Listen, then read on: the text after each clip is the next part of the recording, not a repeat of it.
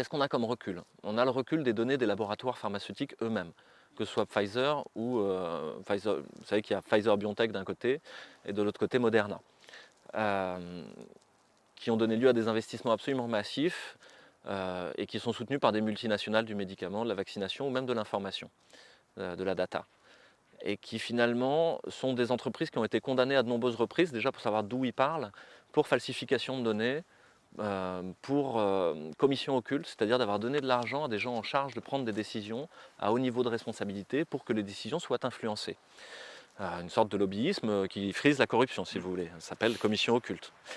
Donc ils ont été condamnés en 2009 à 2,3 milliards d'euros d'amende, de dollars pardon, d'amende aux États-Unis. C'est pas rien, 2,3 milliards. Hein. Je parle même pas de millions. Et on pourrait se dire, on leur a tapé sur les doigts, ils ont pris les leçons. Mais en fait, les 10 dernières années, il y a eu plus de 800 millions de dollars d'amende pour Pfizer toujours, hein, pour les mêmes faits. Ça veut dire que c'est intégré à leur business model. C'est intégré à leur balance de compte de résultats.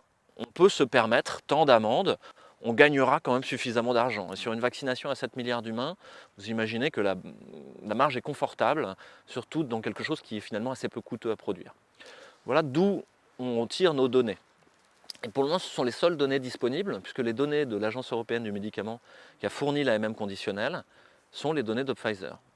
Et les données de l'agence française qui s'appelle l'ANSM, l'Agence nationale de sécurité du médicament, qui a avalisé l'utilisation du vaccin Pfizer-BioNTech sur le territoire français, sont liées aux données de l'Agence européenne du médicament, donc aux données de Pfizer. Donc vous n'avez que les données de Pfizer. Donc vous écoutez quelqu'un qui est à la fois menteur et tricheur, et il faudrait lui faire confiance. Ben non,